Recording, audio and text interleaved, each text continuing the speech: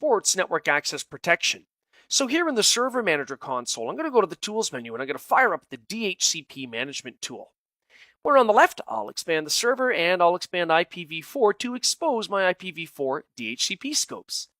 So if I look at the properties of one of those scopes, we no longer have a fourth tab for network access protection, where in the past, we could look at non-compliant devices and we could place them on a different subnet. That's no longer an option with DHCP. There are also a number of changes at the DNS level, the biggest of which is dealing with DNS server policies.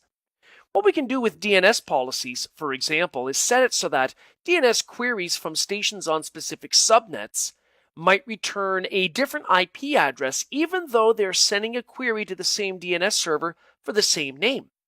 Now, we might do this for traffic management reasons, for high availability, or even blacklisting purposes. So what I'm doing here is I'm using a number of commandlets to add DNS server client subnets. Here I'm adding subnet 1 with its IP subnet range, and I'm adding subnet 2 to DNS with its IP subnet range, and then I'm using PowerShell to add scopes. So I'm adding a scope in a DNS zone that already exists called a.local, and the scope here is called subnet 1 scope, and I'm creating subnet 2 scope. Now, the purpose of the scopes that we're creating is that we use those when we build A records to assign them to a scope.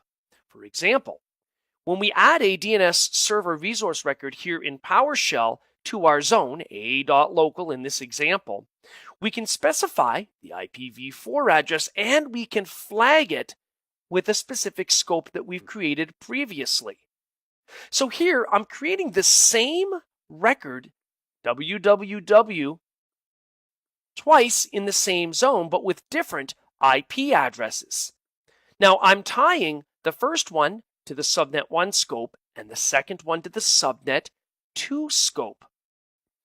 Then as I go further down, I add, using PowerShell commandlets, resolution policies to the DNS server, where I determine that the action will be to allow queries for client subnets equal to, so EQ for equals or NE for not equal, in this case subnet 1, and I'm tying that to a scope called subnet 1 underscore scope.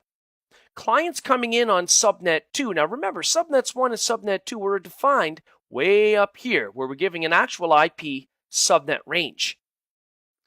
So when we define our resolution policies, we link it to those subnets. What we're essentially saying is, for example, if a client's coming in through subnet 2 and issuing a DNS query, then we want to use any A records based on what they're querying that are tied to subnet 2 underscore scope. Now, once this has been done, we can check our work with a number of PowerShell commandlets, because if you go look in the graphical environment, for example, if I were to go to the Tools menu here in Server Manager and pop up the DNS tool, and if I were to take a look at my a.local zone, it would appear that there are no A records. Well, that's true so far, and this is because it's technical preview 2. I suspect that once the product is fully released to market, that will change, but currently, we don't see any DNS A records that we create from PowerShell here that are tied to a scope. Now, if you use PowerShell to build a standard A record not tied to a scope, it will appear here. So right now, we have to do this through PowerShell. Now, we can view our work. Here, I'm going to execute the line here where we can get our DNS server client subnets. So I'll go ahead and click the appropriate button to run that selected code. And we can see that we've got subnets 1 and 2 defined on the DNS server with the appropriate IP ranges. I can also retrieve the DNS server zone scopes I've created. So I'll run that selection. Here I've got the subnet 1 scope and the subnet 2 scope. Now this is where it gets really interesting, because if I use PowerShell to retrieve my DNS server resource records tied to my zone scopes, and if I run that selection, I can see, for example, I've got a www record for 192.168.1.150, but I've also got a second record with the same name but a different IP. Now remember, if you look at the DNS server graphical tool, you're not going to see those A records because they're tied to a scope. And in technical preview 2, that's just the way it is at this point.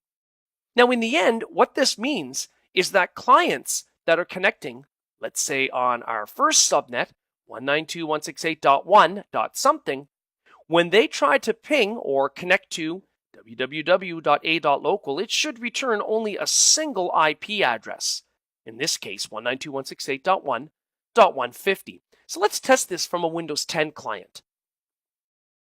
Here on my Windows 10 station, I'll go ahead and type ipconfig so we can view our current IP address. And we can see that this Windows 10 station is in fact on the 192.168.1 subnet. We can verify that by looking at our subnet mask. And if I do an ipconfig/all, I could verify the DNS server that this client is pointing to.